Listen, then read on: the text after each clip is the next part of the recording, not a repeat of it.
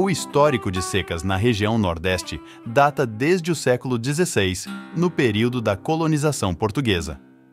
O primeiro fenômeno registrado aconteceu entre 1580 e 1583, quando as capitanias tiveram seus engenhos prejudicados, fazendas destruídas pela falta de água e a migração de cerca de 5.000 indígenas do sertão, fugindo da morte que acompanhava a fome extrema devido ao território inóspito.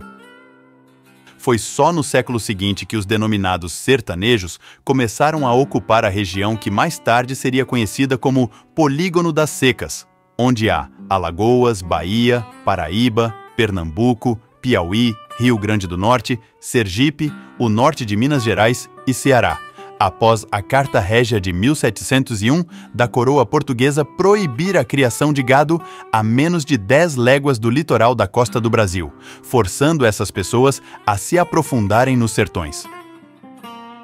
Ao longo de todo esse período, as estiagens começaram a deixar um rastro traumático pelas capitanias, apresentando seus horrores para homens, mulheres e famílias que se refugiavam na região, ceifando rebanhos e vidas em larga escala. A falta de infraestrutura nessa configuração, que não acompanhou a migração massiva da população, causou fome de maneira generalizada com a chegada de cada onda da seca. Mas o pior ainda estava por vir. No primeiro período de estiagem de 1877, uma sucessão de fatores climáticos culminou na primeira grande seca, que não durou apenas 3 meses, mas 2 áridos anos, abrangendo toda a região equatorial do globo.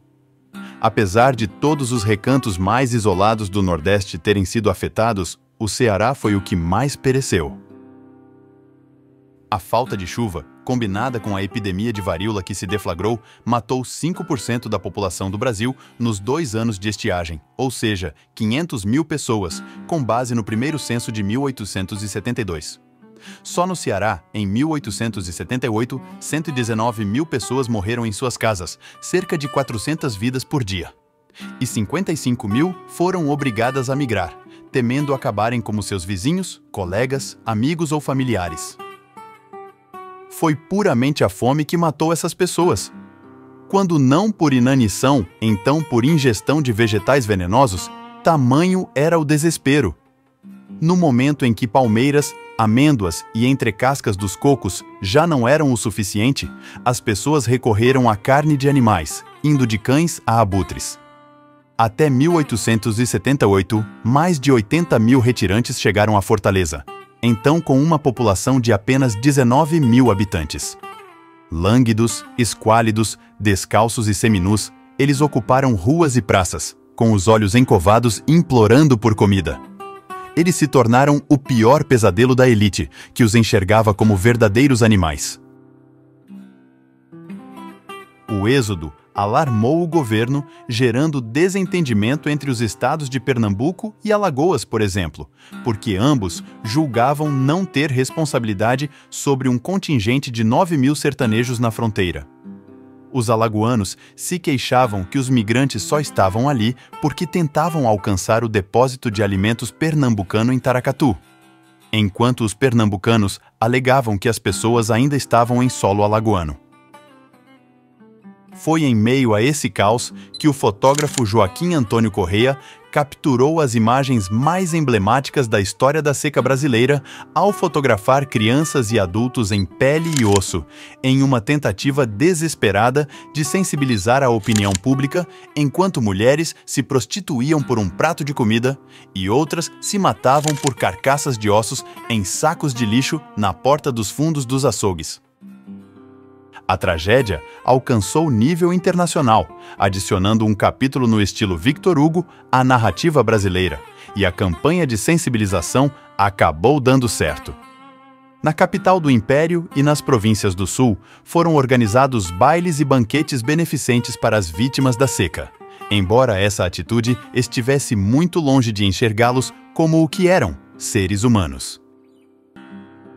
Não é para menos que nessa época, o governo já tomava uma atitude para manter esse tipo de gente em seu devido lugar, os currais da seca. O nome fazia sentido para as autoridades, visto que animais bestializados como os sertanejos precisavam ser confinados em instalações neolíticas desprovidas de qualquer estrutura. Quando a seca teve fim e sua onda de horror recuou, o imperador Dom Pedro II chegou a declarar: "Não restará uma única joia na coroa, mas nenhum nordestino morrerá de fome", como uma maneira de demonstrar preocupação com o assunto. Foi criado até mesmo uma comissão imperial para lidar com futuras secas, bem como vários projetos de construção de ferrovias e açudes. Nada disso se concretizou, e quando a onda da seca se levantou, em 1915, os sertanejos sucumbiram mais uma vez, só que de maneira pior. Se você gostou desse vídeo, não se esqueça de se inscrever neste canal e de compartilhar nosso conteúdo. Até o próximo vídeo!